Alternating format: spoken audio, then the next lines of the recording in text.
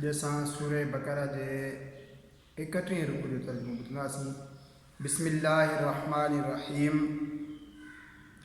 तव्हां खां को मुतालबो नाहे जेकॾहिं अवां औरत खे हथ लाइण खां अॻु तलाक ॾिनी अथव या उन्हनि लाइ को महर मुक़ररु न कयो हुजे ऐं उन्हनि खे कुझु नफ़ो ॾियो। आसूदे ते संदसि विताहर ऐं सुञे ते संदसि ताक़त आहर। दस्तूर मुताबिक़ कुझु गुज़र सफ़र लाइ उहो भलाई कंदड़नि ते वाजिबु आहे। जेकॾहिं अवां औरतुनि खे बिना हथ लॻाइण जे तलाक ॾेई छॾी ऐं अवां उन्हनि लाइ कुझु महर मुक़ररु करे चुका हुआ त पोइ मुक़ररु कयल जो अधु वाजिबु आहे। ऐं जेकर औरतूं पाण कुझु छॾे ॾियनि या उहो ज़्यादा ॾिए जंहिंजे हथ में निकाह आहे, ए मर्दो तव्हांजो ज़्यादा ॾियणु परहेज़गारी खे वधीक वेझो आहे ऐं पाण में हिक ॿिए ते एहसान करणु न विसारियो।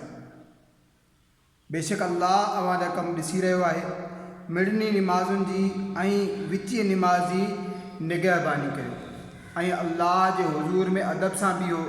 पोइ जेकॾहिं ख़ौफ़ में हुजो त पहिरें प्यादा या सुवारी जी हालत में जीअं थी सघे, पोइ जॾहिं बेभवा थियो त अल्लाह खे यादि करियो जीअं उन अव्हां खे सेखारियो जेको तव्हां न ॼाणंदा हुआ। ऐं जेकी अव्हां मां मरनि ऐं ज़ालूं छॾे वञनि त उहे पंहिंजनि औरतुनि लाइ 1 साल जे ख़र्च ॾियणु ॿाहिरि न कढण जी वसियत कयो वञे।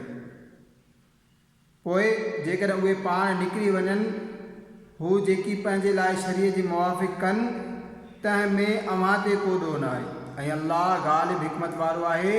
ऐं तलाक ॾिनल औरतुनि लाइ बि मुनासिब तौर ते खाधो पीतो आहे। हीउ वाजिबु आहे परहेज़गारनि ते। अल्लाह ईअं ई तव्हां लाइ पंहिंजूं आयतूं बयानु कंदो आहे त मन अव्हां सम्झो।